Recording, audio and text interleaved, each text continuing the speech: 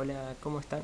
Bueno, el día de hoy vamos a trabajar el esquema lambda o también conocido como esquema L de Jacques Lacan, y para dicho cometido vamos a servirnos de algunos fragmentos, de algunas citas del seminario 2, 3 y 4, como así también algunos comentarios del capítulo 4 de Alfredo Edelstein titulado Modelos, esquemas y grafos en la enseñanza de Lacan.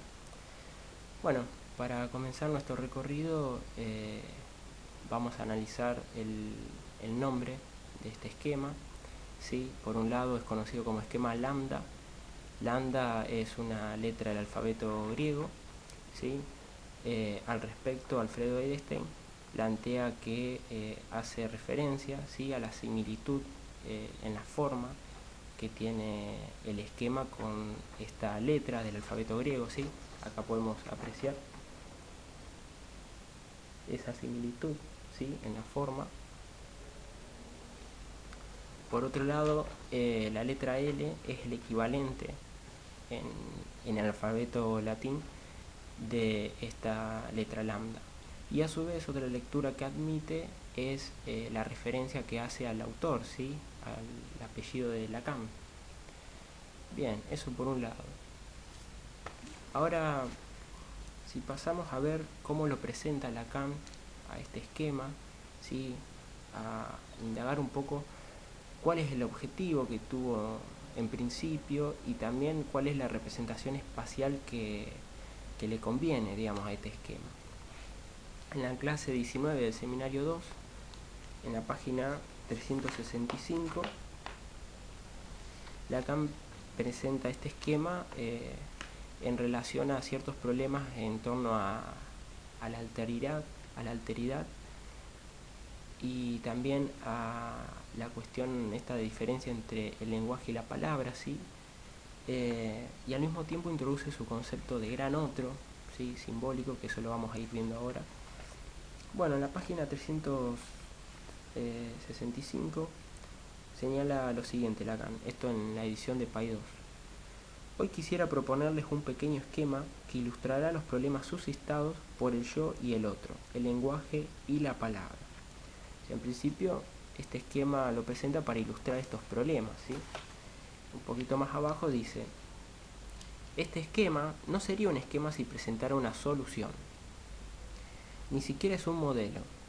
Es solo una manera de fijar las ideas que una imperfección de nuestro espíritu discursivo reclama.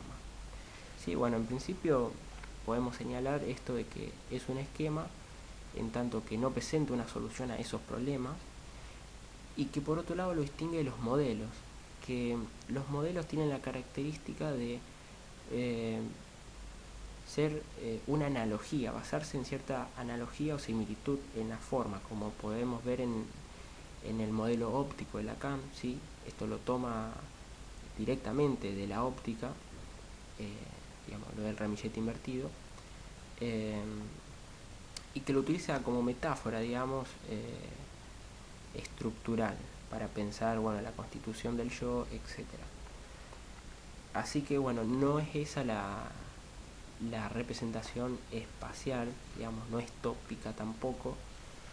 Ahora vamos a ir viendo de qué se trata, pero en principio lo presenta como un modo de fijar ideas, ¿sí?, en respuesta a cierta imperfección de lo discursivo, ¿sí? Podríamos pensar que se trata de una presentación sincrónica de conceptos, de nociones y de sus interrelaciones, que lo que permite es, en cierto sentido, franquear cierta dificultad, cierto deslizamiento diacrónico, ¿sí?, de lo discursivo, que hace que nos perdamos un poco. Ahí nos presenta, digamos, de una todos estos conceptos y sus interrelaciones, y bueno, sirve para ubicar un poco estos problemas del otro, la alteridad, el lenguaje y la palabra, que esta distinción que hace Lacan, ¿sí? Bien, indagando un poco sobre la representación espacial a la que responde el esquema o los esquemas, vamos a situarnos en la primera clase del seminario 4 de Lacan, dada el 21 de noviembre del 56, Esto lo pueden ubicar en la edición de PAI 2, en la página 11 y 12. Dice lo siguiente: finalizados estos años de crítica, aquí estamos, armados por lo tanto de cierto número de términos y de esquemas. La espacialidad de estos últimos, es decir, a los esquemas, no debe tomarse en el sentido intuitivo del término de esquema, sino en otro sentido, perfectamente legítimo, que es topológico. No se trata de localizaciones, ¿sí?, como en el caso de la tópica de Freud, ¿sí? La tópica hace referencia a ciertas instancias, a ciertas relaciones entre esas instancias, ciertos conflictos, pero que tienen este valor, digamos, cierta, sí,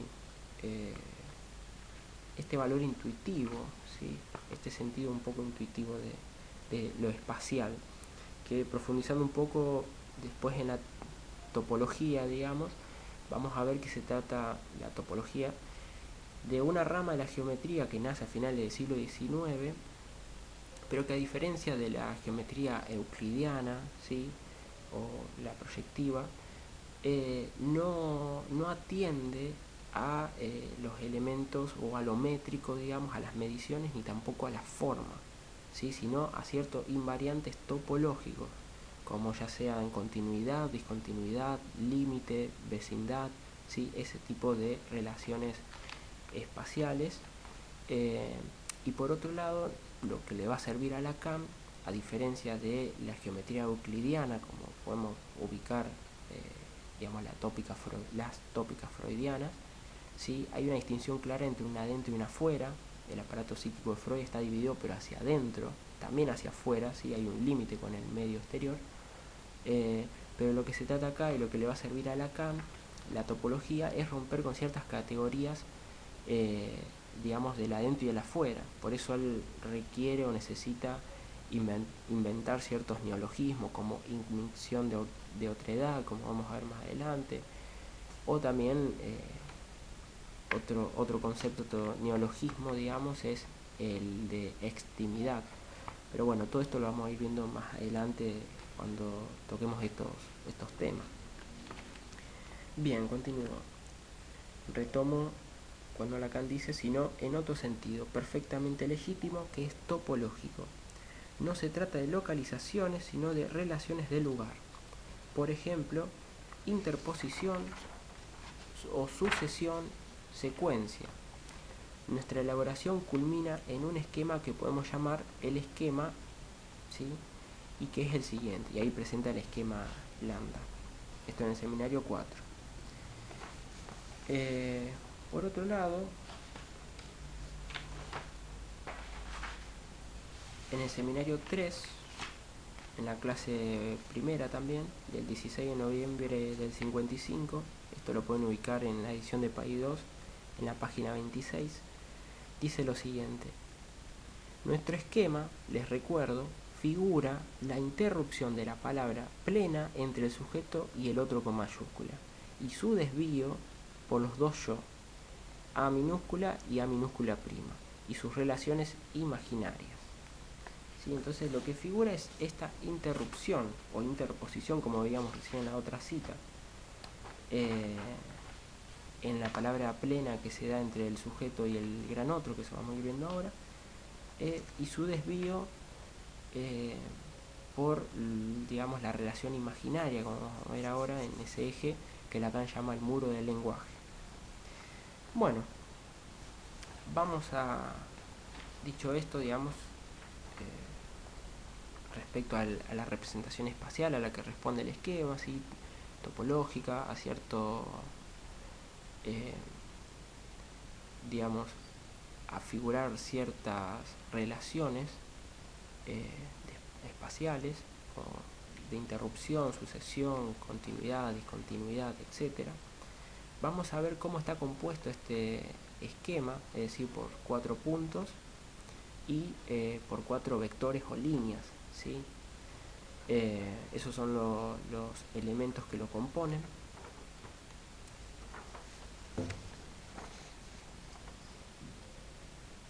Si nos fijamos, bueno, uno de los elementos es el gran otro, o el otro con mayúscula, ¿sí?, el lugar simbólico, determinante simbólico. Por otro lado, el sujeto también simbólico. Acá podemos establecer cierta distinción de ejes, ¿sí? Por un lado, un eje simbólico constituido por el gran otro y el sujeto. Por otro lado, un eje imaginario constituido por el otro con minúscula prima o el semejante, ¿sí?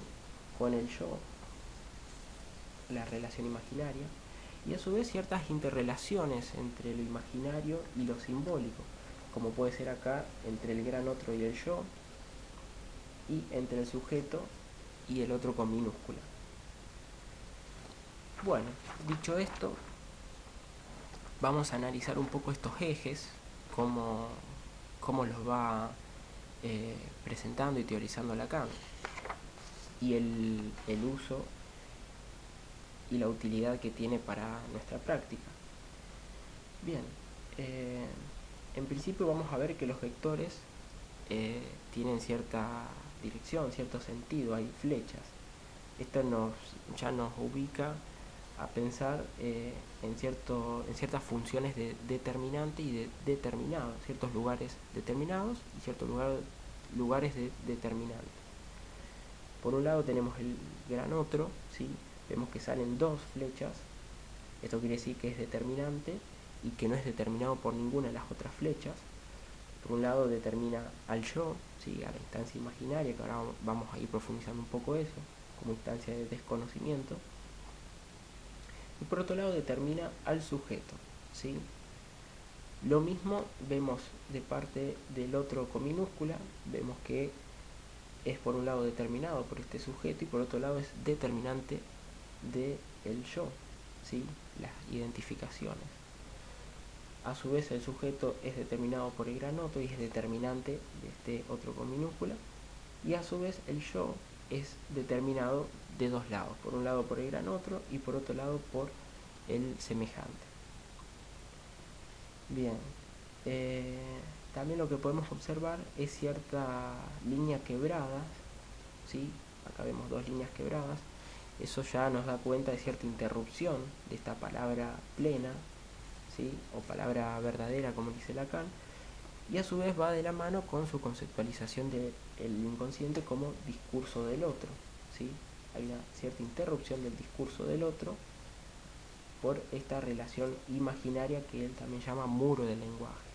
Ya ahí tenemos una distinción entre el lenguaje y por otro lado con palabra. Vamos a analizar un poco esta distinción entre palabra y lenguaje. Lo primero que podemos ubicar es que en el discurso del otro o en el eje simbólico, Lacan ubica el discurso del otro, el significante, ¿sí? También ahí ubicamos las formaciones del inconsciente como el lapsus, el chiste, el sueño, etcétera, digamos el síntoma. Mientras que acá lo que ubicamos acá son las identificaciones, ¿sí? Y la constitución del yo a partir de esas identificaciones. Y esto interrumpiría el pasaje de esa palabra plena. Bien, vamos a ver qué dice al respecto Lacan.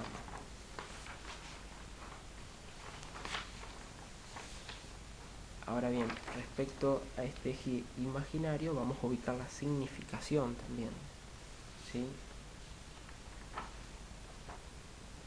También la palabra vacía le dicen algunos textos Lacan.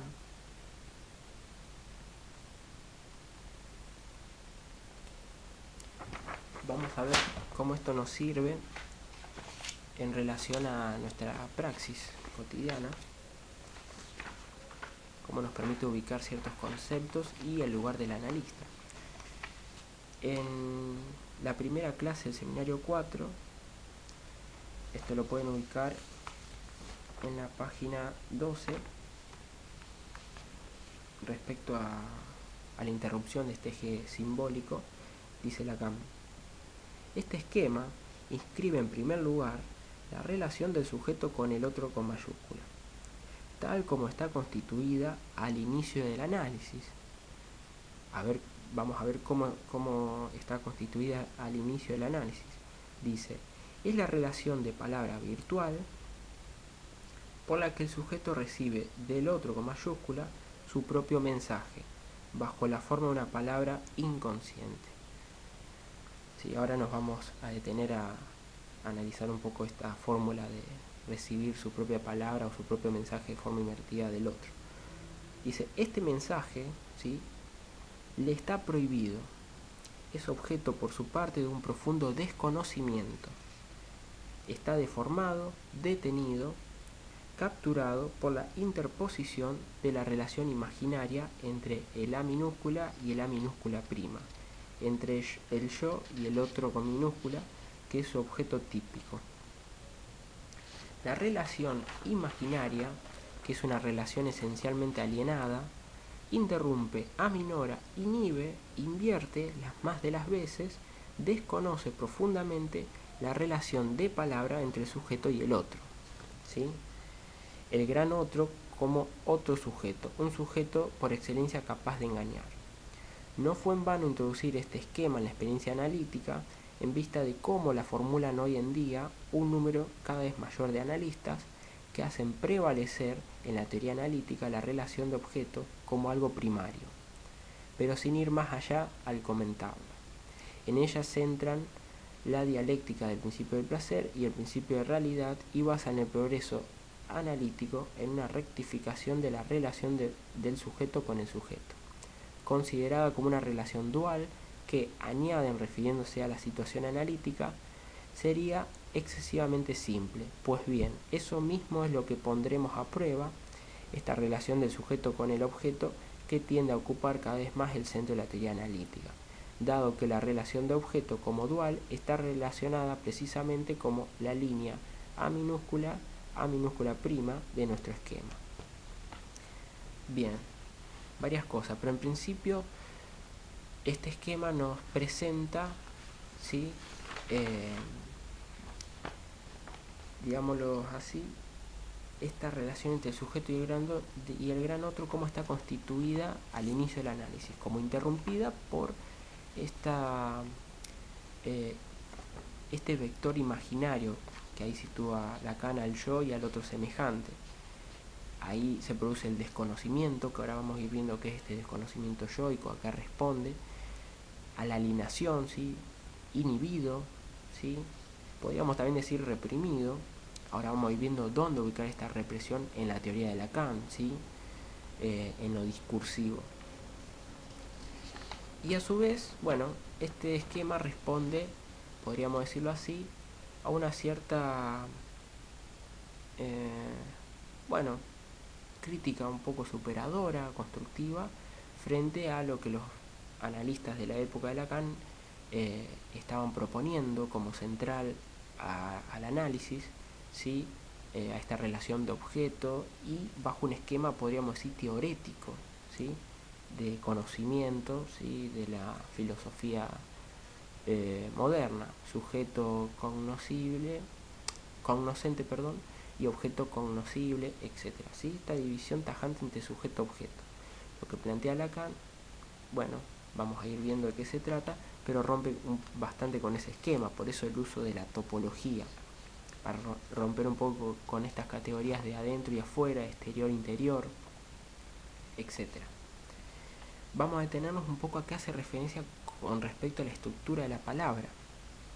Es decir, cuando plantea esta fórmula de que el sujeto, digamos, esta palabra virtual que está inhibida, desconocida, alienada, interrumpida, etc., que responde a esta fórmula lacaniana de que el sujeto recibe su propio mensaje de forma invertida del otro. Es decir, esa es la estructura de la palabra que está interrumpida por el muro del lenguaje, que Lacan en la clase 19 del seminario 2 plantea que este muro del lenguaje también es, constitutivo de los objetos, ¿sí? La realidad se apoya en este lenguaje, estructura del lenguaje que más adelante él va desarrollando, ¿sí?, profundizando respecto a la teoría de Jacobson, vía también Saussure, que entiende por estructura como conjunto de elementos covariantes, ¿sí?, es decir, si un elemento, digamos, varía el conjunto, etcétera, y al mismo tiempo como digamos el acto analítico, o podríamos decir también que la realidad es efecto, ¿sí?, de este lenguaje y de la palabra, ¿sí?, como palabra fundadora también vamos a ver ahora, cercano también al carácter performativo, ¿sí?, del lenguaje, de crear realidad, de crear entes, de crear, entre comillas, seres. Da vuelta un poco este esquema de el lenguaje como etiqueta de las cosas, ¿sí?, que se enmarcaría dentro de una línea de pensamiento que sería el nominalismo. Por otro lado, Lacan, digamos, me parece se sitúa en la otra línea de pensamiento, es decir, que era creacionista. En el comienzo, en el inicio, en el origen está el verbo, y también la creación ex nihilo a partir de lo simbólico y la palabra. Bueno, vamos a ver un poco esta estructura de la palabra. En la clase 3 del seminario 3 del 30 de noviembre de 1955, página 57 en la edición de Paidós, dice: para nosotros la estructura de la palabra, lo dije cada vez que tuvimos que emplear aquí este término en su sentido propio, es que el sujeto recibe su mensaje del otro en forma invertida. La palabra plena, esencial, la palabra comprometida, está fundada en esta estructura, ¿sí? En la clase siguiente de este mismo seminario, el 7 de diciembre del 55, en la página 78, dice: en el interés de las observaciones que hice la vez pasada entre el otro minúscula y el otro con mayúscula, era hacerles notar que cuando el otro con mayúscula habla, no es pura y simplemente la realidad ante la cual están, a saber, el individuo que articula. ¿Sí? Acá, digámoslo así, Lacan plantea esta distinción, ¿no?, entre el individuo y por otro lado el sujeto, eso lo vamos a ir viendo un poco, sujeto no entendido en el sentido coloquial del término, sino también, bueno, una de las traducciones del francés y de los usos en el francés del término sujeto, sujet, es el de asunto, tema, materia, contexto, ¿sí? Esto ya no cambia bastante por ahí el paradigma, ¿sí? Ya no pensamos en un sujeto como alguien, ¿sí?, como una persona, sino como un asunto, como un tema, como un contexto, una materia a tratar. Pero bueno, continúo. Esto en la página 78. El otro con mayúscula está más allá de esa realidad. En la verdadera palabra, el otro es aquello ante lo cual se hacen reconocer. Esto quiero remarcarlo. O sea, el gran otro es aquello, o sea, no es aquel, es aquello, no es nadie, ¿sí? Una instancia,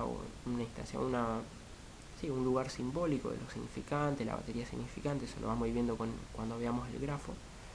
Pero por el momento es aquello ante lo cual se hacen reconocer. Pero solo pueden hacerse reconocer por él, porque él está de antemano reconocido. Debe estar reconocido para que puedan hacerse reconocer.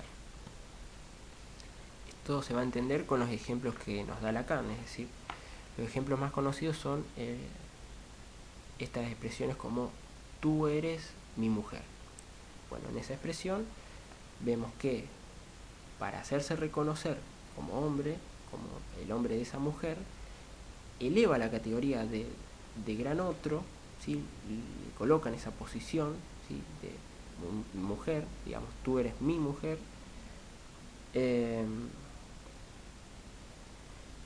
lugar desde el cual, ¿sí?, se eleva esa categoría para que desde ese lugar pueda ser reconocido como su hombre.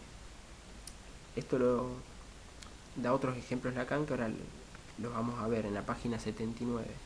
Dice: diciéndole a alguien tú eres mi mujer, implícitamente le dicen yo, ye, soy tu hombre. Pero primero le dicen tú eres mi mujer, vale decir que la instituyen en la posición de ser reconocida por ustedes, mediante lo cual podrá reconocerlos. Esta palabra es entonces siempre un más allá del lenguaje. Más allá del lenguaje también, en el sentido de, podemos pensarlo así, como lo establecido, lo dado y también lo que se crea, lo que se funda, ¿sí? A partir de esta estructura de la palabra. Se funda una nueva relación, se funda un nuevo vínculo, ¿sí? Un nuevo lazo, nuevas posiciones simbólicas. Se funda un nuevo, creo que algo así lo decía en un momento Lacan en Seminario 2, un nuevo modo, sí, un nuevo modo de estar en el mundo, algo así, digo, para ir pensándolo en esos términos, como lo plantea Lacan. Otros ejemplos que da Lacan respecto a este reconocimiento simbólico y esta estructura de la palabra es, por ejemplo, tú eres mi maestro. Entonces, al reconocerlo en ese lugar, al elevarlo en ese lugar, puedo ser reconocido, ¿sí?, por él como discípulo. ¿Sí? Esto piénsenlo, por ejemplo, si alguien no es reconocido en ese lugar simbólicamente, ¿no?, como nuestro amo, o por eso también es otro ejemplo, tú eres mi amo, para ser reconocido en el lugar de esclavo, no nos vamos a ubicar y ni vamos a reconocernos en ese lugar de esclavo, ni en ese lugar de discípulo, lugar de hombre, etc. Estos ejemplos son los tres que usa siempre Lacan.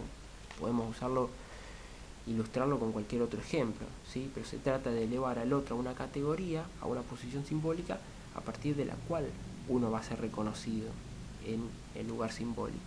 Si uno es o no reconocido en ese lugar, va a determinar un nuevo vínculo y un modo ser, entre comillas, ¿no?, porque Lacan plantea una falta en ser, en el mundo, o en el universo simbólico, como ustedes prefieran.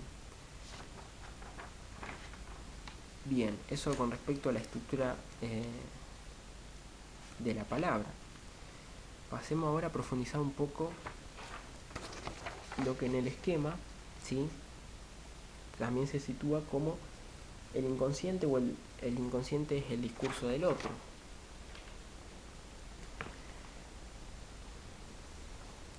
En la clase 7 del seminario 2, 19 de enero del 55, página 141, en la edición de PAI 2, Lacan señala lo siguiente respecto a esta fórmula: el inconsciente es el discurso del otro. Dice: aquí reaparece lo que ya les señalé, a saber que el inconsciente es el discurso del otro. Este discurso del otro no es el discurso del otro abstracto, del otro en la díada, de mi correspondiente, ni siquiera simplemente de mi esclavo. Es el discurso del circuito en el cual estoy integrado, ¿sí? O sea, es el discurso, en principio, del circuito en el cual estoy integrado. O sea, hay un circuito en el cual uno es un eslabón. Ese es el discurso desconocido, ¿sí?, por esta relación imaginaria que aliena, que desconoce, etc. Continúo. Soy uno de sus eslabones. Y acá damos como un ejemplo Lacan: es el discurso de mi padre, por ejemplo, en tanto que mi padre ha cometido faltas que estoy absolutamente condenado a reproducir, lo que llaman superego. Estoy condenado a reproducirlas porque es preciso que retome el discurso que él me legó, no condenado, no simplemente por ser su hijo, sino porque la cadena del discurso no es cosa que alguien pueda detener, y yo estoy precisamente encargado de transmitirlo en su forma aberrante a algún otro, ¿sí? Ahí vamos viendo cómo se va, cómo Lacan va situando ya este lugar del analista, que lo vamos a ver más en detalle ahora. Dice: tengo que plantearle a algún otro el problema de una situación vital con la que muy posiblemente él también va a toparse. De tal suerte que este discurso forma un pequeño circuito en el que quedan nacidos toda una familia, toda una camarilla, todo un bando, toda una nación o la mitad del globo. Es interesante todo esto lo que dice Lacan. Esto lo pueden encontrar en Función y Campo de la Palabra, si no recuerdo mal, cuando Lacan trabaja el inconsciente, ¿sí?, como transindividual, ¿sí?, algo que trasciende lo individual. No es como lo plantea Freud, ¿sí?, como digamos algo individual de cada uno, ¿sí?, su inconsciente, sus deseos, etcétera, sino que acá, por eso el uso de la topología, ¿sí?, trasciende acá lo individual y el deseo es deseo del otro. Eso es una fórmula bastante compleja para varias lecturas, ¿sí? Ya admite también, incluso igual que esta fórmula del inconsciente, el discurso del otro, ese del, se trata de un genitivo que puede ser leído como objetivo, como subjetivo, pero eso lo vamos a ver en otro encuentro. Pero en principio, situar cómo acá el inconsciente en Lacan, por tratarse también de estructurado como un lenguaje, y un lenguaje no está dentro de nadie, ¿sí? Eso en primer lugar. En el intervalo podríamos decir, ¿sí? En el entre dos, porque significante no es de nadie y no está dentro de nadie. Incluso puede ser el analista, puede ser una persona X que está hablando con otra persona X y que pueda en ese momento, bueno, percatarse de que cierto comportamiento, no sé, responde a tal cosa y demás, y eso puede ser no sabido por la persona que lo está comentando, etcétera.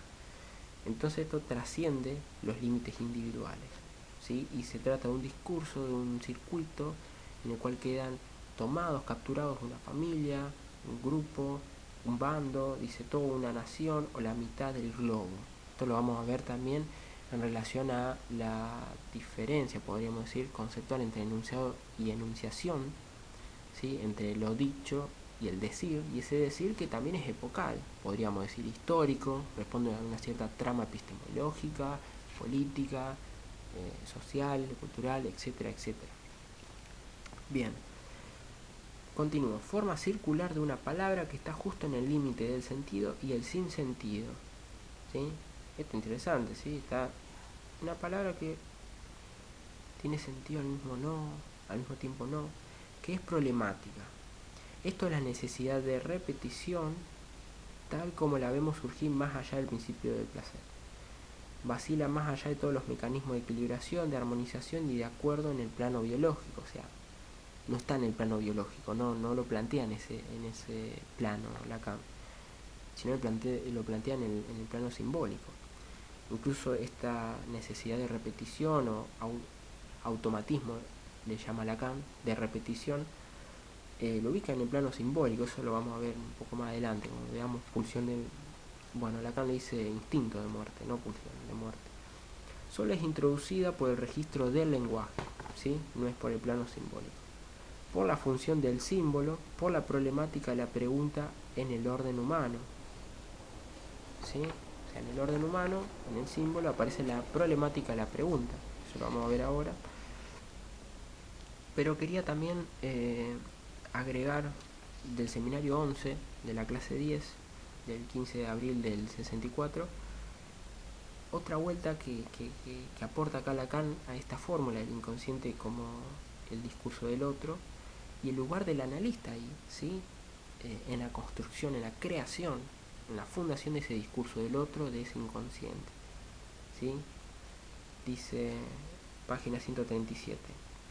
En algún lugar digo que el inconsciente es el discurso del otro, pero el discurso del otro que hay que realizar, el del inconsciente, no está detrás del cierre, está afuera, ¿sí? Ahí como nuevamente rompe con estas categorías de un inconsciente que estaría adentro, lo más íntimo, lo más oculto de uno, etcétera, sino que habla de un afuera, ¿sí? Un adentro afuera. Dice, es que impide, escuchen, por boca del analista, que vuelvan a abrir los postigos. O sea, es por boca del analista que se empieza a realizar también este inconsciente. Incluso en este seminario, en una parte, Miller le hace una pregunta respecto a digamos, la naturaleza, entre comillas, ontológica del inconsciente, y Lacan, bueno, no se trata de una ontología, ¿sí? Y al mismo tiempo es una construcción, una creación, podríamos decir incluso virtual, porque esto cuando hablaba Lacan de esta relación virtual entre la palabra del sujeto y el otro, palabra verdadera, fundadora, etc. Virtual en el sentido de que al variar ciertas variables, como por ejemplo el analista, si cambiamos de analista, el inconsciente ese va a ser distinto, o la lectura que se va a dar es distinta, digamos, esta relación entre un significante y otro, que da por efecto un sujeto, una significación, va a ser otra, ¿sí? Porque se van a elegir otros significantes, etcétera. Por eso virtual. No es una petrificación, una coagulación ahí estática, sino dinámica también, ¿no? Una dialéctica. Pasos lógicos, afirmación o sin tesis, negación, antítesis, y el tercer paso lógico, una síntesis o negación de la negación, y así sucesivamente. Así que acá ya nos estamos entrando en la cuestión de la pregunta, ¿sí? Vimos que la función del símbolo introduce la problemática, la pregunta en el orden humano. La clase 4, perdón, en la clase 4 del seminario 2, el 8 de diciembre del 54, señala lo siguiente Lacan respecto a la pregunta y su vínculo con la historia. Eso también, como vamos viendo la cuestión de la historia y el tiempo en relación a este eje simbólico. La pregunta del sujeto, esto en la página 71-72. La pregunta del sujeto no se refiere de ningún modo a algo que puede ser consecuencia de un destete, abandono, falta vital de amor o de afecto. Ella concierne a su historia, ¿sí? O sea, la pregunta del sujeto concierne a la historia, a la suya, en tanto que él la desconoce. Y es eso lo que expresa, muy a pesar suyo, a través de toda su conducta. Interesantísimo. En la medida en que oscuramente busca reconocerla. Oscuramente. O sea, no conocemos de qué manera la busca reconocer. Ahí está el analista que tiene que situar ahí a una búsqueda de reconocimiento de esa historia a través de esta conducta. Bueno, dice, su vida está orientada por una problemática que no es la de lo vivido, sino la de su destino. ¿Sí? Acá ya introducimos la cuestión del destino. Dice, a saber, ¿qué significa su historia? Una palabra es matriz de la parte desconocida del sujeto, y ese es el nivel propio del síntoma analítico. ¿Sí? Ahí está el nivel propio del síntoma analítico. Una palabra que es matriz de la parte desconocida del sujeto. Nivel descentrado con respecto a la experiencia individual. O sea, no tiene que ver con la experiencia individual. La persona padece este circuito, ¿sí? Discursivo, este discurso del gran otro, etcétera, como construcciones e hipótesis teóricas del analista. Pero vendrían a ser las determinaciones simbólicas que estábamos viendo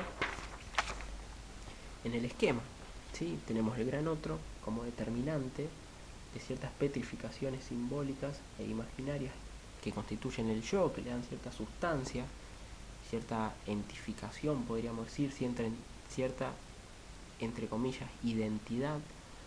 Digamos, no hay identidad, hay identificación, pero es, digámoslo así, la ilusión que establece el yo, que sostiene el yo, de decir que uno es quien es, etcétera, y a la vez estas identificaciones, ¿sí?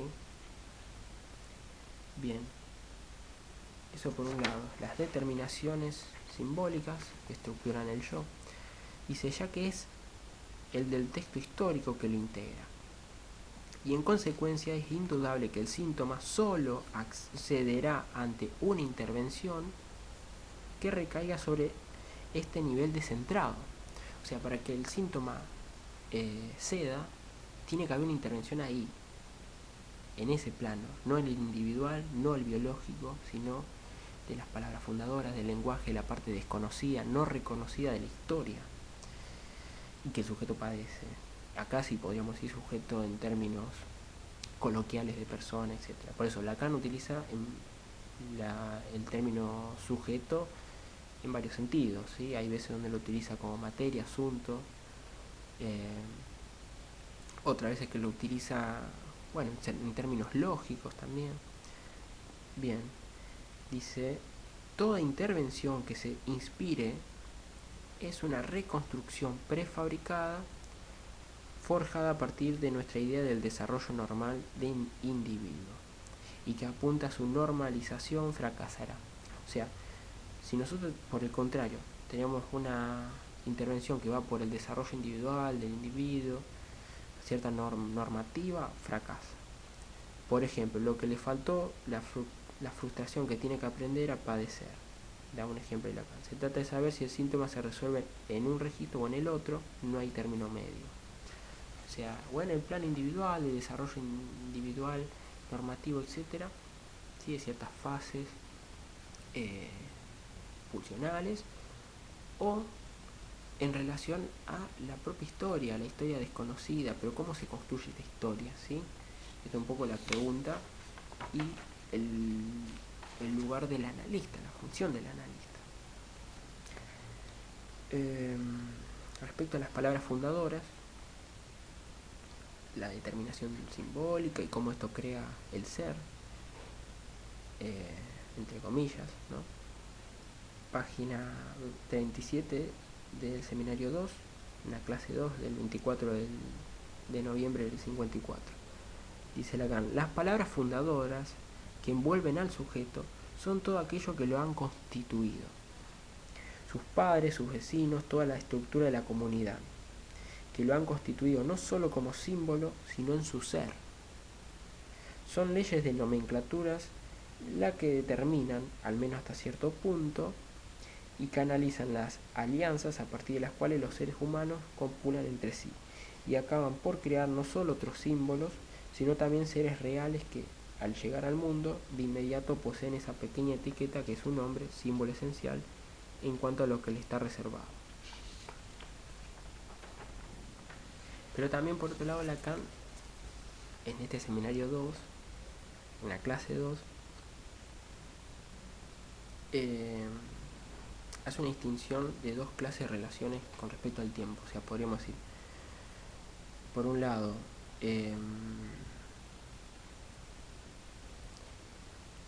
la verdad en estado naciente, y por otro lado el saber, ¿sí? El saber como cierta articulación simbólica que, una vez consolidada, establecida, crea su propio pasado, olvida ese estado naciente de creación, ¿sí?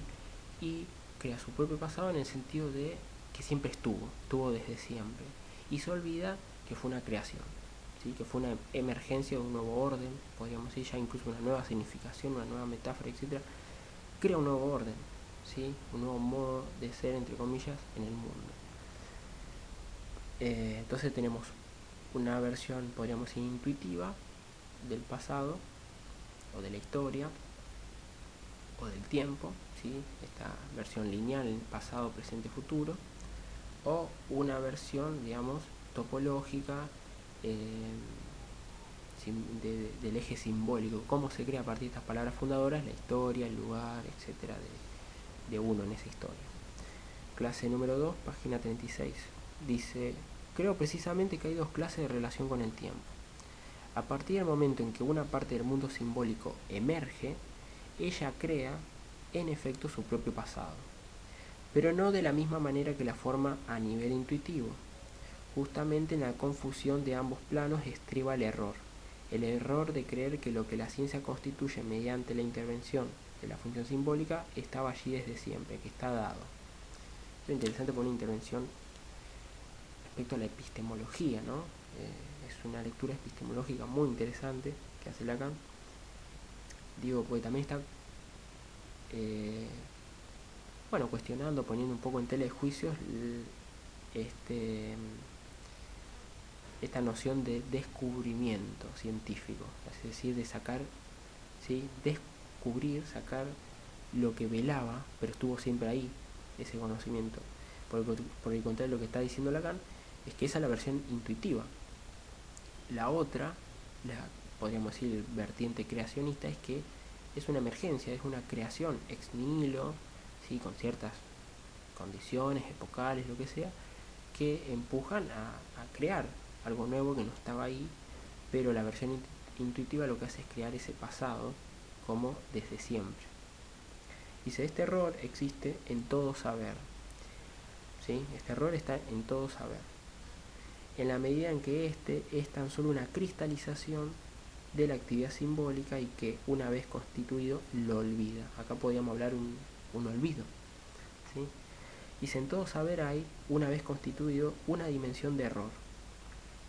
Es interesante porque ya podemos trazar esta línea entre el error, ¿sí? Por un lado, toda esta versión intuitiva, el olvido de un saber constituido como cristalización simbólica, etc. Le da de olvidar la función creadora de la verdad, eso es lo que olvida, en su forma naciente. Vaya y pase que se la olvida en el dominio experimental, ya que éste se encuentra asociado a actividades puramente operativas. Operaciones, como se dice, no entiendo por qué, ya que el término operativas es perfectamente válido. Pero no podemos olvidarlo nosotros, analistas, que trabajamos la dimensión de esa verdad en estado naciente, ¿sí?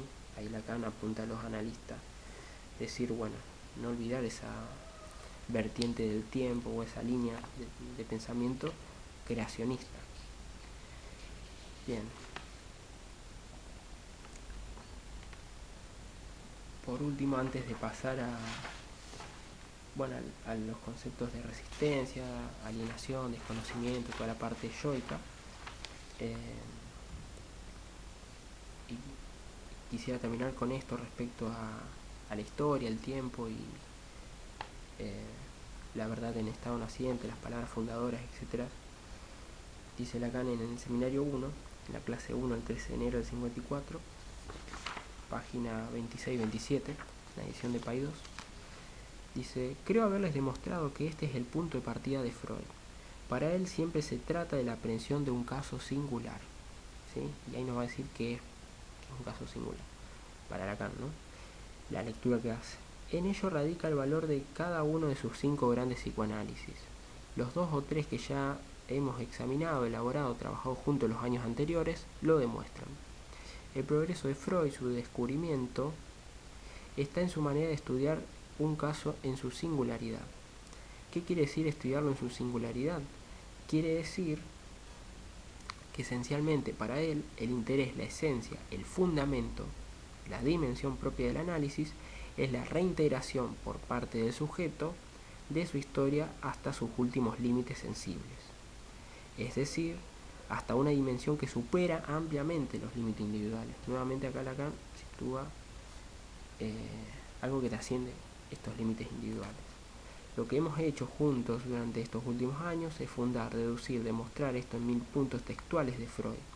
Esta dimensión revela, como acentuó Freud en cada caso, los puntos esenciales que la técnica debe conquistar, puntos que llamaré situaciones de la historia. O sea, lo que la técnica tiene que conquistarse en estas situaciones de la historia. ¿Acaso es este un acento colocado sobre el pasado tal como en una primera aproximación podría parecer? Les mostré que no era tan simple. La historia no es el pasado, la historia es el pasado historizado en el presente porque ha sido vivido en el pasado. ¿Sí? El camino de la restitución de la historia del sujeto adquiere la forma de una búsqueda de restitución del pasado.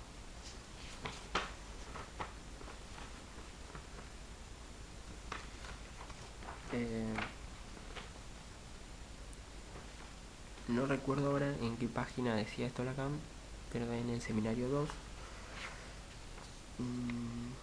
cuando Lacan plantea que el pasado viene del porvenir, o sea, del futuro. Uno puede decir, esto rompe el esquema clásico de pasado o lineal de pasado, presente, futuro, ¿sí? O sea, el pasado viene del futuro, es decir, pensémoslo así, como estructura covariante. Al cambiar uno de los elementos, las relaciones que tienen entre sí los elementos de diferencia, etc., se crea un nuevo orden, una nueva significación y por tanto una nueva historia, ¿no? Un nuevo pasado. Y también como realización o creación simbólica de ese pasado. Lacan, en Función y Campo de la Palabra, introduce también este tiempo del futuro anterior y usando un poco el lenguaje de Heidegger, ¿sí? De ser y tiempo, plantea siendo, habiendo sido, ¿sí? Que es un poco, en principio, como extraño, pero podríamos pensar cómo ese sido, bueno, un poco esta condición de arrojado que plantea Heidegger del Dasein, arrojado al mundo, etcétera, a ciertas condiciones, pero también el siendo, ¿sí? Como en un presente, y sido, ¿sí? En un pasado. Entonces también un poco lo que permite el análisis es a través de esta reconstrucción de la historia, esta creación simbólica de la historia, ¿sí? Ese pasado se va a crear de nuevo, va a ser otro. Por eso viene del futuro, en el sentido de que se vuelve a construir. Y el sujeto ahí puede, digámoslo así, sujeto en sentido coloquial, ¿sí? De persona, eh, realizar un poco de esa historia, los lugares simbólicos que ha ocupado, etcétera, en toda esa trama simbólica, familiar, histórica, etcétera. Bueno, pasemos a ver un poco la cuestión de la alienación y el desconocimiento, ¿sí? El yo que ubicamos acá. Rápidamente podemos decir que el desconocimiento es que está determinado, que no es autónomo, que no es independiente, etcétera, que no se hace a sí mismo tampoco, no es causa de sí, sino que es determinado, por un lado por lo simbólico. Bueno, he tenido un desperfecto técnico, así que bueno, se ha cortado el video. Estábamos trabajando, bueno, el lugar de desconocimiento, lugar y función también de desconocimiento y de alienación del yo, ¿sí? Que estábamos situando eso mismo respecto a las determinaciones simbólicas de parte del grano y por otro lado las identificaciones imaginarias con el semejante, ¿sí? Bueno, en principio desconoce que es una suma de identificaciones, que está determinado por su historia, determinado por esos otros que lo han constituido, esos otros que también forman parte de ese discurso, de ese circuito, de ese conjunto de eslabones, podríamos decir, que hacen a la historia, que estábamos hablando un poco cómo trabaja el analista esas determinaciones, en el sentido de que en principio lo que acá podríamos ubicar ciertas afirmaciones o negaciones, ¿sí? Ciertos sistemas de afirmaciones y negaciones de lo que uno es y de lo que uno no es, digo, también cierta función ontológica del yo, y de desconocimiento. Antes hablábamos también de esta temporalidad del futuro anterior, del siendo sido, es decir, que ha sido uno y que es siendo, ¿sí? Esto un poco en el lenguaje de Heidegger, también para romper, digamos, Heidegger utiliza estos términos, estos neologismos o estas formas bastante rebuscadas o un poco retorcidas para romper con ese esquema lineal del tiempo y pensar, bueno, por fuera de ese esquema teorético de sujeto-objeto, la existencia, ¿sí? Eso lo retoma Lacan en función del campo de la palabra, y nos iba a nosotros a pensar en la clinga, ¿sí? Eh, lo que uno, bueno, puede apreciar y pensar a partir de los conceptos, ¿sí? Se trata de una práctica que se desprende de una teoría, no de una experiencia, digamos. Es a partir de ciertos conceptos que percibimos o apreciamos o no apreciamos, eh, entre comillas, ciertos fenómenos. Es a partir de la teoría que hay fenómenos. Y entre esos está la cuestión del yo, ¿sí? Y del moi, podríamos ya adelantar, esta distinción que hace Lacan entre el moi, ¿sí? Esta distinción que tiene el francés del yo, y el die como el shifter, digamos, las estructuras vacías del lenguaje, lo discursivo.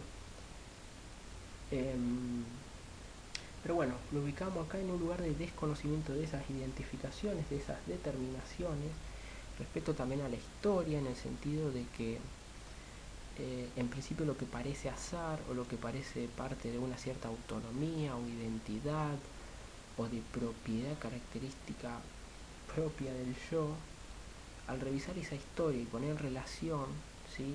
Esas determinaciones simbólicas, vemos que ese azar se empieza a volver determinado, ¿sí?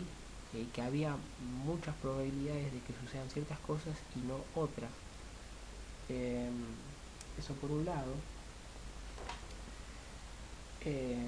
Bueno, veamos al respecto a las determinaciones simbólicas. Lacan, en la clase 1 del seminario 3, página 27 de la edición de Paidós, señala lo siguiente, dice: el manejo actual de la relación de objeto, ¿sí?, haciendo referencia a, digámoslo así, el marco propuesto en ese entonces, en esa época, por los psicoanalistas, en el marco de una relación analítica concebida como dual, ¿sí?, fundada en esta relación dual del yo y el semejante, está fundada en el desconocimiento de la autonomía del orden simbólico.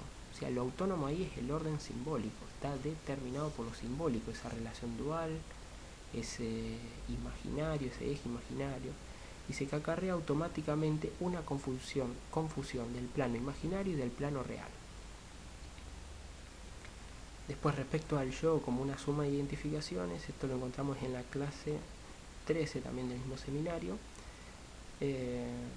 Dice: el yo es la suma de las identificaciones del sujeto acá en sentido coloquial, con todo lo que esto puede implicar de radicalmente contingente, ¿sí? O sea, son identificaciones y que incluso son contingentes, no son esenciales al sujeto en el sentido de persona o al yo.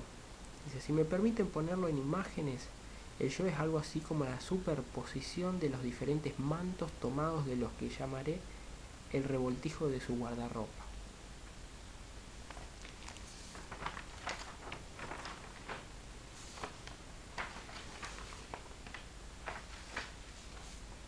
Bien. Respecto al desconocimiento yoico, también encontramos en la clase 13 del seminario 1, también la edición de Paidós, página 249 y 250, dice, y que hace una distinción también con respecto a la ignorancia, ¿sí?, que eso lo vamos a ver ahora. Dice: desconocimiento no es ignorancia. El desconocimiento representa cierta organización de afirmaciones y negaciones a las que está apegado el sujeto. O sea, en principio, desconocimiento no es ignorancia, y segundo, desconocimiento responde a cierto conjunto de afirmaciones y negaciones a las que está pegada el sujeto, entendido acá como persona, no como sujeto intervalar, ¿sí? Y la fórmula que nos ofrece Lacan de sujeto intervalar en el sentido de un significante representa a un sujeto para otro significante, un sujeto representa eso, un significante representa a un sujeto para otro significante. No habla de esa articulación realizada, construida de dos significantes que producen ese efecto. Porque de por sí un significante por sí solo no significa nada. Dice: solo podemos pues concebir el desconocimiento sin un conocimiento correlativo, ¿sí? O sea, no podemos concebir el desconocimiento sin un conocimiento correlativo. O sea, ese desconocimiento es, digamos, justificado por un conocimiento correlativo a ese desconocimiento, ¿sí?, a este conjunto de afirmaciones y negaciones que, digámoslo así, arrastra el individuo. En este caso, un individuo que haya... Dice: si el sujeto puede desconocer algo, tiene que saber de algún modo en torno a qué ha operado esta función. O sea, es una función la de desconocimiento. Tras su desconocimiento tiene que haber cierto conocimiento de lo que tiene que desconocer. ¿Qué es entonces este desconocimiento implicado detrás de la función del yo? ¿Qué es esencialmente función de conocimiento? Este es el punto a través del cual abordaremos la problemática del yo. Quizás sea este el origen efectivo concreto de nuestra experiencia. Nos entregamos ante lo analizable a una operación semántica, en otros términos, a una operación de traducción que apunta a desatar una verdad, más allá del lenguaje del sujeto, ambiguo en el plano del conocimiento. Para avanzar en este registro es preciso preguntarse qué es ese conocimiento que orienta y dirige el desconocimiento. Entonces, este desconocimiento es correlativo a un conocimiento, un conjunto de afirmaciones, negaciones que arrastra el sujeto, a las que está pegado el sujeto, la persona, y que, bueno, tiene esa función, ¿sí? De producir un desconocimiento. Y respecto a alienación, eh, alienación es ser otro también, ¿no? Y como acá Lacan utiliza, eh, bueno, que Lacan, digamos, utiliza eh, este poema de Rimbaud, un fragmento que dice yo es otro. En este sentido, la alienación, ¿sí? De ser otro, sin saberlo, desconociéndolo, un poco esta función de desconocimiento, ¿sí? Esta alienación soportada, ¿sí? Por el desconocimiento, esta función de un conocimiento correlativo, ¿sí? De lo que uno es y de lo que uno no es. Eh, y ser otro en este sentido también, de desconocer que uno es la suma de ciertas identificaciones, ciertas determinaciones simbólicas, históricas, a ciertos lugares, ciertas posiciones, eh, y que bueno, y por otro lado hay un desconocimiento respecto a ciertos actos, ciertos comportamientos, ciertos bueno, sufrimientos y demás, y que si, digámoslo así, fuéramos por la vía del yo, ¿sí? A indagar introspectivamente, pero buscando la causa de todo eso en el yo, como si fuera una esencia, no encontraríamos mucho. O a lo sumo puede ser que, digámoslo así, la persona, el paciente, pueda hacerse por ahí responsable o sentirse culpable, digamos, todos estos afectos que empiezan a aparecer, cuando en realidad, digamos, hay que indagar y nuestra intervención en nuestro trabajo pasa por otro lado, por estas determinaciones históricas y simbólicas, ¿sí? Así que bueno, alienación, y también alienación lo trabaja Lacan en relación a la locura, ¿sí? Él hace esta distinción entre psicosis y locura. Locura como este acto de creerse que uno es quien es, ¿sí? Incluso da ejemplos en el seminario 1 o 2, no recuerdo bien en qué lugar, en qué parte, en qué clase, el ejemplo de que si Napoleón se cree que es Napoleón, está loco. O si el rey se cree que es rey, también está loco, en ese sentido, ¿sí? De, de cierta falta de alteridad, podríamos decirlo así, de, o de distancia con esas identificaciones. Esto es interesante porque nos aporta una clave para el trabajo cotidiano, eh, en la clínica, en el análisis, eh, y a su vez, bueno, nos aporta esto de que ese yo, esa ontología de ese ser, entre comillas, ¿no? Eh, bueno, responde a un conocimiento correlativo.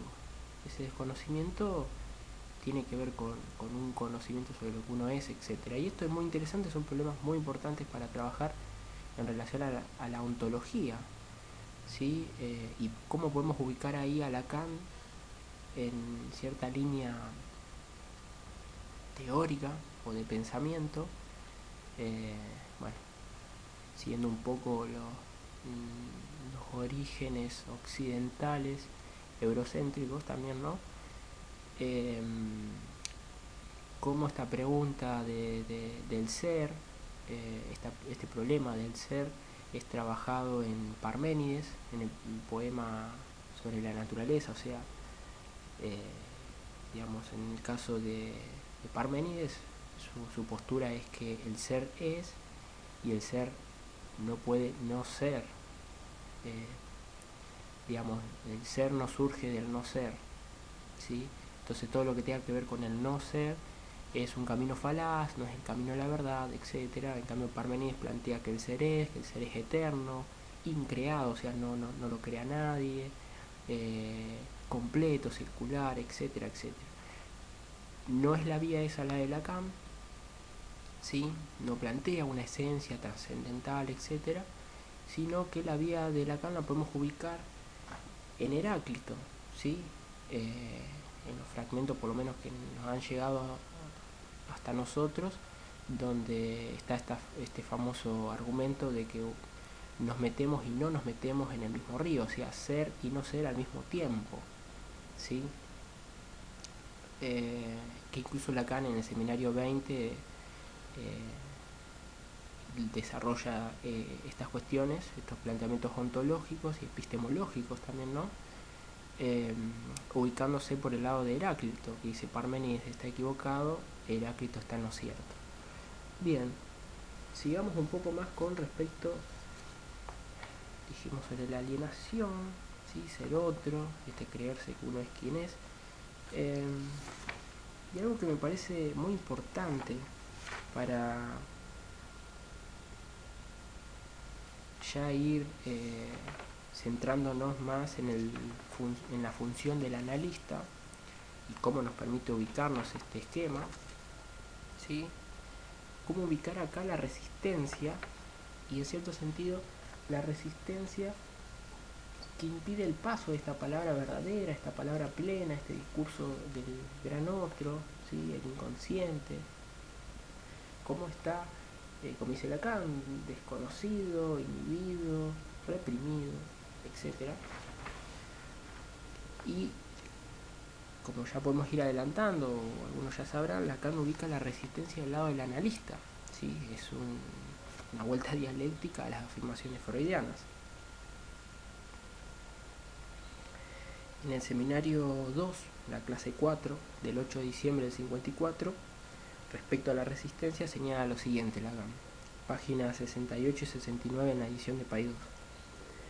En esta enseñanza, al igual que en un análisis, ¿sí? Ubica en la enseñanza y en el análisis lo mismo, tenemos que enfrentar resistencias. Las resistencias tienen siempre su sede, nos lo enseña el análisis, en el yo, ¿sí? La resistencia las ubica en el yo.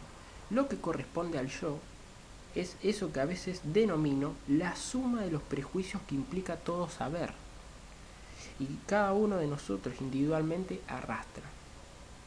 Se trata de algo que incluye lo que sabemos o creemos saber, porque saber siempre es, en algún aspecto, creer saber, ¿sí? Prestar cierta creencia o autoridad a esos dichos. Pero eso, cuando una perspectiva nueva le es aportada de un modo descentrado con respecto a su experiencia, siempre se opera un movimiento por el cual tratan de recuperar el equilibrio, el centro habitual de su punto de vista, signo de lo que les explico y que se llama resistencia. Bueno, una suma de prejuicios que implica todo saber, creer saber, y al mismo tiempo que responde a cierto movimiento de querer volver a cierto centro, ¿no? O equilibrio de ese sistema, digámoslo así, teórico, ¿no? O de conocimiento yoico también. En la misma... no.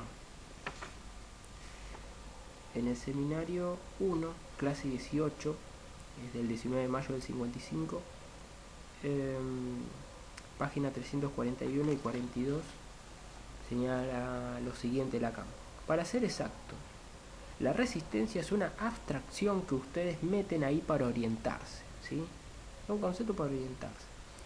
Introducen la idea de un punto muerto, al que llaman resistencia, ¿sí? Punto muerto porque es donde se detienen las asociaciones, el trabajo analítico, etc. Y de una fuerza que hace que eso avance. Hasta ahí es correcto. Pero si de esto pasan a la idea de que la resistencia es algo que se debe liquidar, como se escribe a diestra y siniestra, van a dar al absurdo puro y simple. Tras haber creado una abstracción, dicen, hay que hacer desaparecer esa abstracción. Acá un poco siendo irónico Lacan. Es preciso que no haya inercia. Resistencia hay una sola, la resistencia del analista.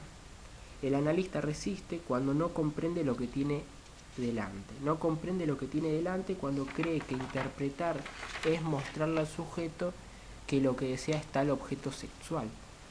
¿Sí? Acá una crítica también a la teoría de la relación de objeto. Se equivoca. Lo que imagina que es aquí objetivo solo es una pura y simple abstracción. Es él quien está en estado de inercia y de resistencia. Podríamos decir epistemológico, un obstáculo epistemológico en términos de Bachelard. Por el contrario, lo que se trata es de enseñarle al sujeto a nombrar, a articular, a permitir la existencia de ese deseo que literalmente está más acá de la existencia y por eso insiste. Si el deseo no osa decir su nombre es porque el sujeto todavía no ha hecho surgir ese nombre. Pueden apreciar que la acción eficaz del análisis consiste en que el sujeto llegue a reconocer y a nombrar su deseo. ¿Sí? Acá un poco está trabajándolo con este argumento, digamos, circular de la dialéctica de reconocimiento, ¿no? Deseo de reconocimiento y reconocimiento de deseo. Pero no se trata de reconocer algo que estaría allí, ¿sí? Volviendo un poco a lo dado o lo construido, lo creado, totalmente dado, listo para ser coaptado. Al nombrarlo, el sujeto crea, hace surgir una nueva presencia en el mundo, introduce la presencia como tal y al mismo tiempo cava la ausencia como tal, ¿sí? Porque, digamos, cuando surge cualquier término siempre surge con su correlativo y su contrario, digamos. Únicamente en este nivel es concebible la acción de la interpretación.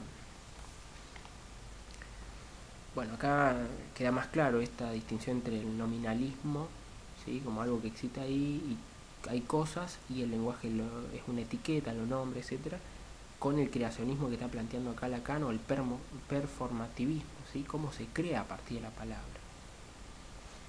Bien.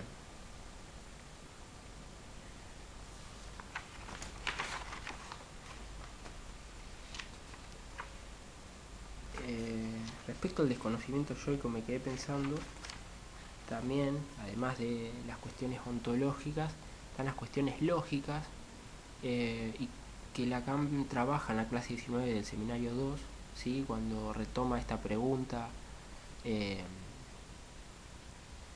respecto a por qué no hablan los planetas, que si bien hay toda una cuestión ahí, que esto nos llevaría quizás toda otra clase, todo otro encuentro, digamos, porque hace referencia a que los planetas, a cierto mutismo, ¿sí? Que se los ha dicho callar a los planetas con las leyes de la física de Newton, a partir de un paquete de fórmulas, etcétera, y cómo ahí un lenguaje crea una realidad, acentuando un poco eso. Y la cuestión es que también ahí Lacan en cierto sentido hace referencia al Almagesto, que era un tratado de astronomía de los griegos, a lo ptolomeico, y que bueno, que había cierta transferencia de subjetividad a estos planetas. Aparte, los planetas no siempre surgen en el mismo lugar, según la estación, etcétera. Mientras que ahí distinguiéndolo de las estrellas, diciendo que son reales, digo, ahí está planteando un real. No quiero meterme tanto en este tema, pues es para largo y para discutir, pero nosotros podríamos pensar también a la identidad como del lado de lo real, ¿cierto? Digamos, tanto real, imaginario, simbólico, en esta teoría de Lacan, no funcionan solo, digámoslo así, sino articulados entre sí, digamos. Es un real donde hay cierta articulación con lo simbólico. Esto de que están siempre en el mismo lugar, ¿sí? Podríamos pensarlo también con respecto a cierta petificación simbólica, a cierta identidad que aporta estas determinaciones, y cómo lo trabaja Lacan en el seminario 9, también en el seminario 20, lo trabaja Recanati, a través de la lógica, y cómo Lacan plantea ya en el seminario 18, 19, que la ciencia de lo real es la lógica, ¿sí? La lógica, bueno, que trabaja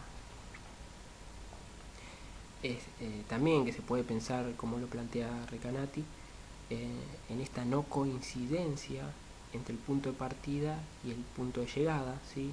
Cuando uno pronuncia yo soy, ese yo y ese soy ya produce un movimiento, yo soy yo, ¿sí? y hay no identidad entre el primer yo y el segundo yo, pero eso, bueno, quería remarcarlo para trabajarlo en otro momento, en relación con esto, con la ontología, con el yo, el desconocimiento yoico, este conocimiento yoico, correlativo, etc. Bueno, ubicamos ahí al analista, cómo puede estar en el lugar de la resistencia, ¿sí? Con un creer saber, que lo planteamos un poco como un obstáculo epistemológico también, y práctico, ¿por qué no? Teórico práctico.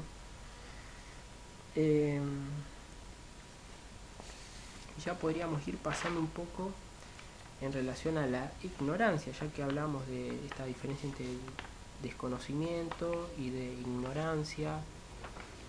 ¿A qué alude Lacan con esta ignorancia? ¿Sí? ¿Dónde la podemos ubicar en este esquema?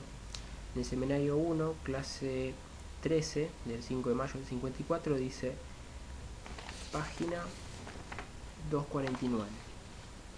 ¿Qué es la ignorancia? Ciertamente se trata de una noción dialéctica, ¿sí? Afirmación, negación, síntesis o negación de la negación, y luego se vuelve a lanzar. Pues solo se constituye como tal en la perspectiva de la verdad. Si el sujeto no se sitúa en referencia a la verdad, no hay entonces ignorancia. ¿Qué hay entonces?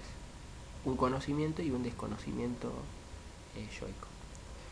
Si el sujeto no comienza a interrogarse acerca de lo que es y de lo que no es, entonces no hay razón alguna para que haya algo verdadero y algo falso. ¿Sí? No se plantea esa problemática de lo verdadero y lo falso. Y ni siquiera para que más allá haya realidad y apariencia. En el análisis, desde el momento en que comprometemos al sujeto implícitamente en una búsqueda de la verdad, comenzamos a constituir su ignorancia. ¿Sí? Cuando comprometemos en esta búsqueda de la verdad, empezamos a crear esa ignorancia, o sea, lo que era conocimiento pasa a ser un desconocimiento también, ¿no? Y correlativamente una ignorancia. Vamos a ver que es una vía de realización de ser, por lo menos en este primer seminario en Lacan. Somos nosotros quienes creamos esta situación, o sea, los analistas, y por consiguiente dicha ignorancia. Cuando decimos que el yo no sabe nada acerca de los deseos del sujeto, es porque la elaboración de la experiencia en el pensamiento de Freud nos lo enseña. Esta ignorancia no es pues una pura y simple ignorancia, es lo que está expresado concretamente en el proceso de la Verneinung, la negación, y que se llama en el conjunto estático del sujeto desconocimiento, o sea, de afirmación y negaciones, ¿no?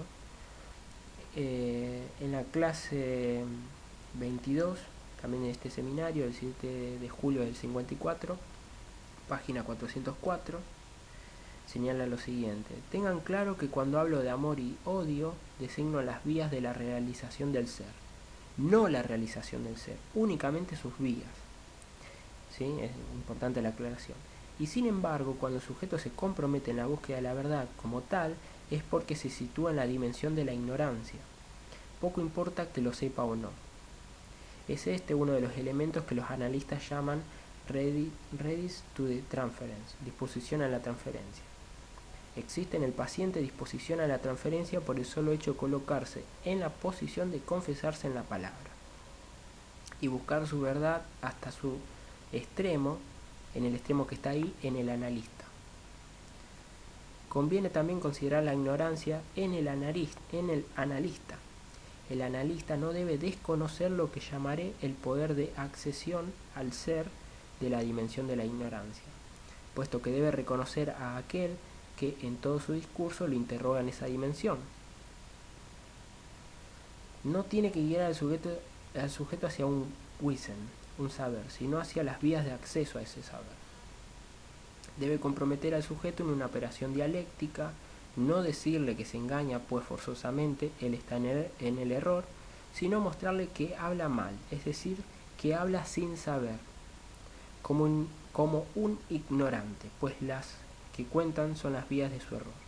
El psicoanálisis es una dialéctica y lo que Montaigne llama en su libro tercero, capítulo 8, un arte de conferir. El arte de Sócrates en el Menón consiste en enseñar al esclavo a dar su verdadero sentido a su propia palabra. Este arte es el mismo en Hegel. En otros términos, la posición del analista debe ser la de una ignorancia docta, que no quiere decir sabia, sino formal y que puede ser formadora para el sujeto. Acá como, siguiendo un poco con la ignorancia, ¿sí? ¿A qué se refiere Lacan? En el seminario 2, clase 24, 29 de junio del 55, página 464, señala, para que haya algo nuevo, ¿sí? Esto es muy importante, es preciso que exista la ignorancia. En esa posición estamos y por eso tenemos que concebir en sentido pleno. Cuando sabemos algo, dejamos completamente de concebir, ¿sí? Podríamos decir la parte prolífera de la ignorancia o la ignorancia docta.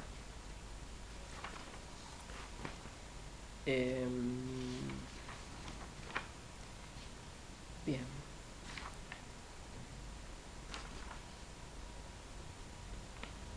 Estamos ubicando un poco el analista, el lugar, también, bueno, podríamos ya pasar a trabajar un poco la cuestión de la transferencia, ¿sí? Cómo lo ubica al menos en este seminario y cómo lo podemos ubicar en este esquema, a la transferencia.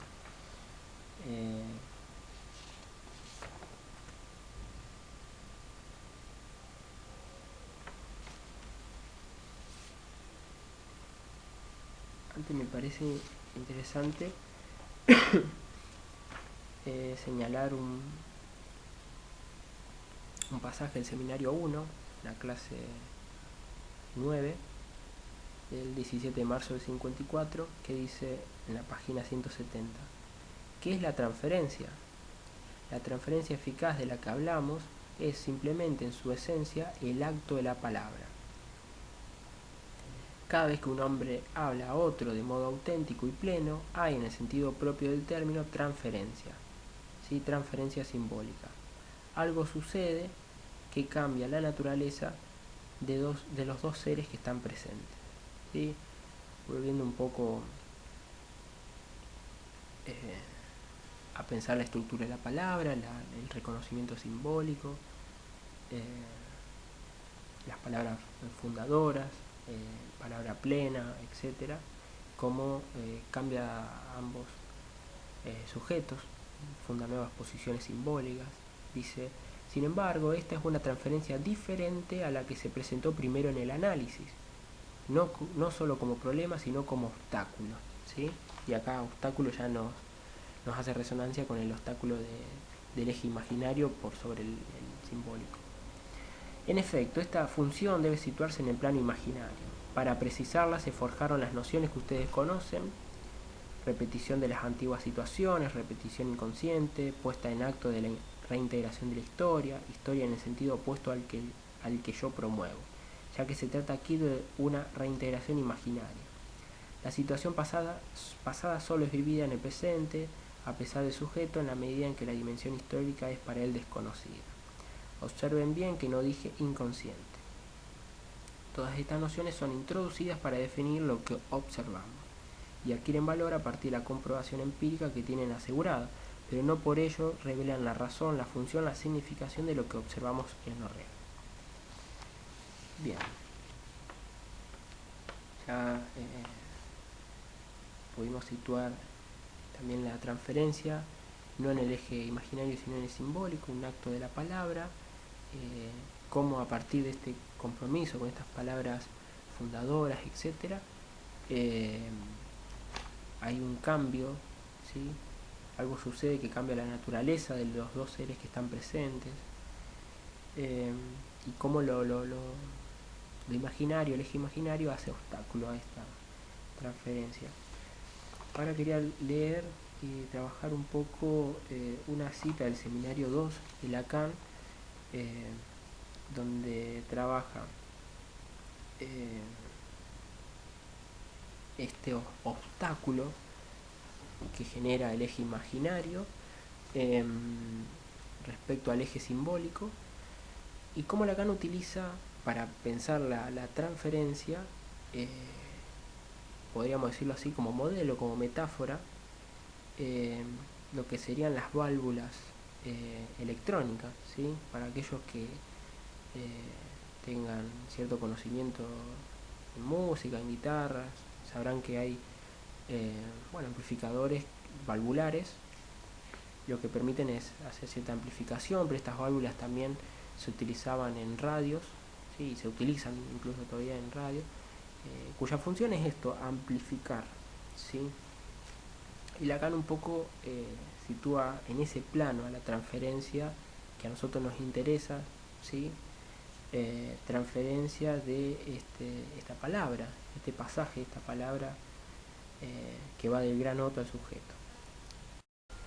Bueno, respecto a la resistencia y la transferencia, dice Lacan: decir que hay neurosis, decir que hay reprimido, que se acompaña siempre de retorno, equivale a decir que hay algo del discurso que va de A mayúscula a S mayúscula, pasa y al mismo tiempo no pasa. ¿Sí? De nuevo, acá vemos el obstáculo del eje imaginario. Entonces decir que hay neurosis, que hay reprimido y retorno de lo reprimido, es decir que algo pasa y no pasa por ese eje, ¿sí? Que hay algo que no es, digamos que es desconocido, inhibido, todo esto lo que estamos viendo, algo que algo hace obstáculo, y que al mismo tiempo, ¿sí? Retomando un poco lo de la cita del seminario 11, como el analista ahí participa, construye, crea de forma intervalar con el paciente ese discurso del otro, ¿sí? Que es a realizar, decía Lacan. Continúo. Lo que merece llamarse resistencia se debe a que el yo no es idéntico al sujeto, y que es propio de la naturaleza del yo el integrarse en el circuito imaginario que condiciona las interrupciones del discurso fundamental. Sobre esa resistencia pone Freud el acento cuando dice que toda resistencia procede de la organización del yo, ¿sí? Lo que hablamos antes de este sistema de afirmaciones y negaciones, este conocimiento correlativo a un desconocimiento yoico. Porque es en cuanto imaginario y no simplemente en cuanto existencia carnal que el yo se encuentra en el análisis en la fuente de las interrupciones de un discurso que solo pide pasar en actos, en palabras o en Wiederholen. Es lo mismo. No, Wiederholen. Cuando les digo que la única resistencia verdadera en el análisis es la resistencia del analista, esto significa que un análisis solo es concebible en la medida en que el A está borrado, ¿sí? O sea, el A' del semejante o del otro imaginario, ¿sí? En el análisis debe cumplirse cierta purificación subjetiva, de lo contrario, ¿para qué todas esas ceremonias a las que nos entregamos? ¿Sí? Hablando del yo del analista. Luego va a decir también que es un punto ideal, ¿no? O sea, imposible borrar todo el yo del analista, etc. Pero es un ideal, ¿sí? Algo que orienta a la práctica, ¿sí? Que ahí tiene que estar borrado ese yo para permitir este pasaje o esta realización de esta palabra plena, fundamental, etc., del discurso del otro. De suerte que durante todo el tiempo la experiencia analítica se pueda confundir el polo A minúscula con el polo A mayúscula. El analista participa de la naturaleza radical del otro, en tanto es lo más difícilmente accesible que hay. Desde ese momento y a partir de ese momento, lo que parte de lo imaginario del yo del sujeto se pone en concordancia, no con ese otro al que está acostumbrado y que es su pareja, aquel que está hecho para entrar en su juego, sino justamente con el otro radical que está enmascarado. ¿Sí? A partir de ese momento de esta transferencia, este acto de la palabra, etc. Y este, digamos, borramiento o desaparición del yo del analista para que permita ese paso de esa palabra, se va a poner en concordancia ese yo imaginario con esta palabra del gran otro, ¿sí? Es el lugar determinante, el lugar desde donde es determinado. Dice, la llamada transferencia acontece muy exactamente entre el A mayúscula y el moi, en la medida en que el A, representado por el analista, no está. ¿Sí? Vamos a ubicarlo. La transferencia se daría no de esta forma, ¿sí? Este conocimiento, podríamos decir, este saber, se va a dar de esta forma, ¿sí? En la medida en que acá el analista está borrado, el yo del analista está borrado, y permite este paso, esta palabra, ¿sí? A partir del momento en que ya no existe la resistencia de la función imaginaria del yo, el A y el moi pueden, en cierto modo, concordar, comunicarse en grado suficiente para que entre ambos se establezca cierto isocronismo, ¿sí? Al mismo tiempo, cierta positivización simultánea respecto a nuestra lámpara tríoda. Esto es lo que hablamos antes de las válvulas electrónicas. Dice, la palabra fundamental que va de A mayúscula al S mayúscula, o sea, sujeto, encuentra aquí una vibración armónica, algo que lejos de interferir, permite su paso. Incluso se puede dar a esa lámpara tríoda su papel real, que a menudo es el de un amplificador, ¿sí? Se amplifica ese discurso del otro al crearse, ¿no? Y decir que el discurso fundamental está allí censurado por emplear el mejor término, se esclarece. Este progreso se realiza por el efecto de transferencia, el cual pasa en otra parte que no es aquella donde pasa la tendencia repetitiva. Lo que solo pasa, acontece entre A mayúscula y S mayúscula. La transferencia, por su parte, pasa entre el moi y el A', o sea, el yo del analista. Y solo en la medida en que el moi aprende paulatinamente, por así decir, a ponerse en concordancia con el discurso fundamental, o sea, el del otro, puede ser tratado de la misma manera en que es tratado el A mayúscula, es decir, paulatinamente ligado al sujeto. Esto no significa que un yo supuestamente autónomo encuentre apoyo en el yo del analista, como escribe Lowenstein. Lowenstein era analista de Lacan, en un texto que hoy no les leeré, pero que había elegido escrupulosamente y devenga un yo cada vez más fuerte, integrante y docto. Por el contrario, significa que el yo se convierte en lo que no era, significa que llega al punto donde está el sujeto. No crean por ello que después de un análisis el yo se volatilice, sea ese análisis didáctico o terapéutico. Bueno, vemos ahí Lacan como introduce un poco de ironía, o sea,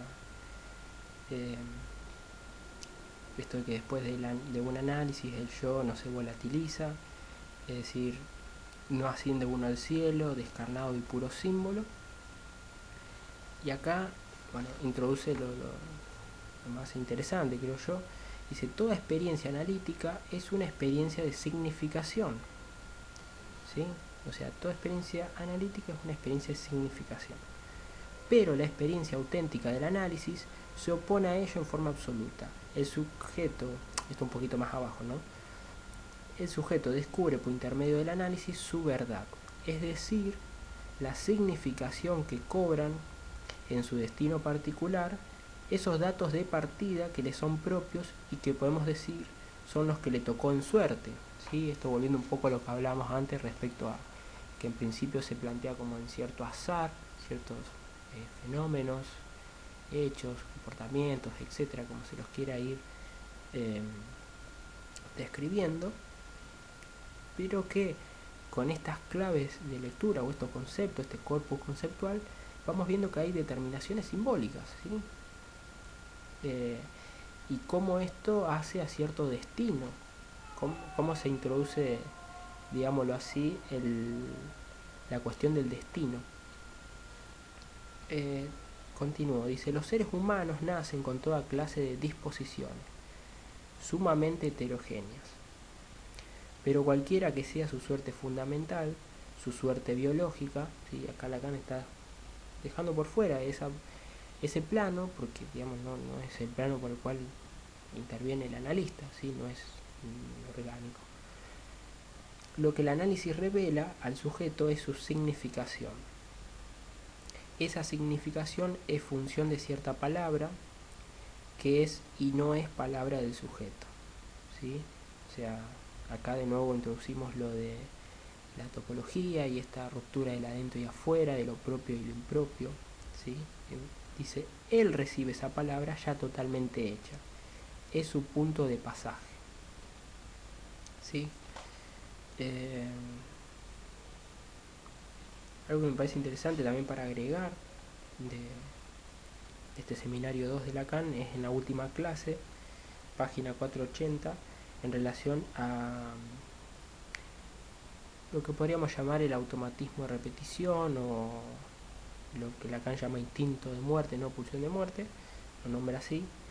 Dice lo siguiente: es aquí donde llegamos al orden simbólico, que no es el orden libidinal en el que se inscriben tanto el yo como la totalidad de las pulsiones. Tiende más allá del principio del placer, fuera de los límites de la vida, en términos de biología, de la biología de la época de Freud, ¿no? Como lo plantea Freud.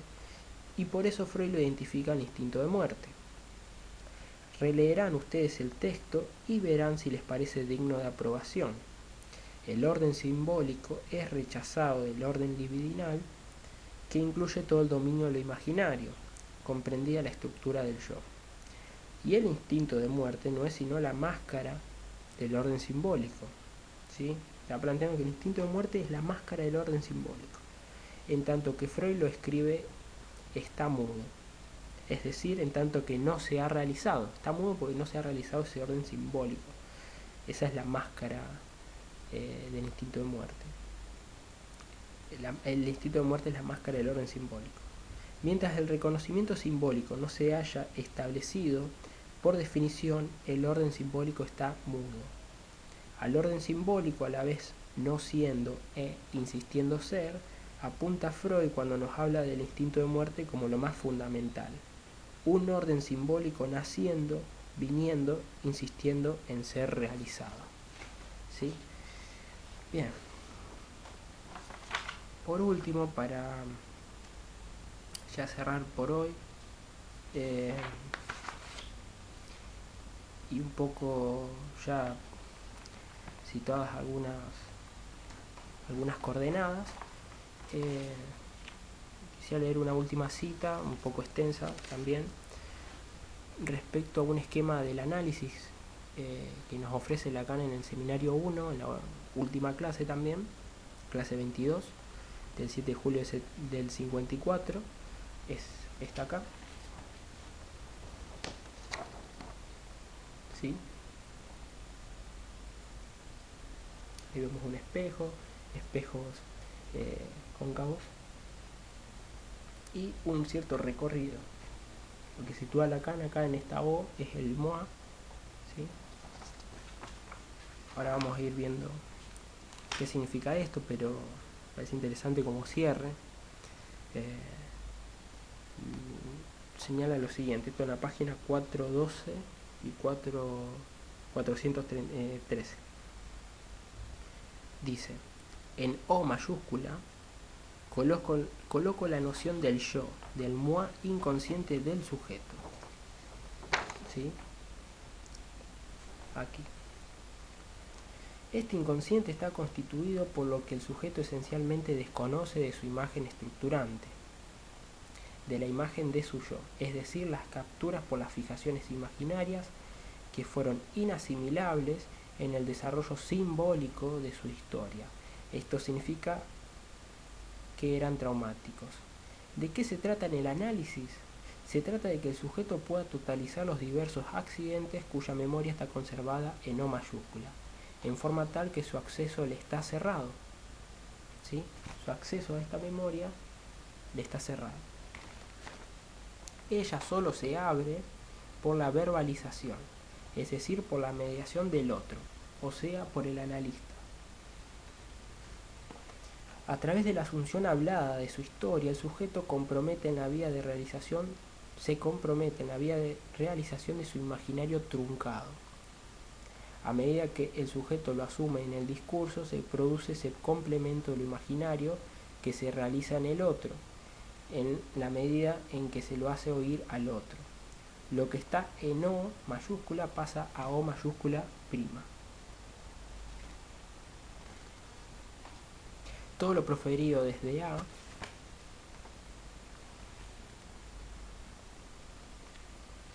del lado del sujeto se escucha en B, del lado del analista.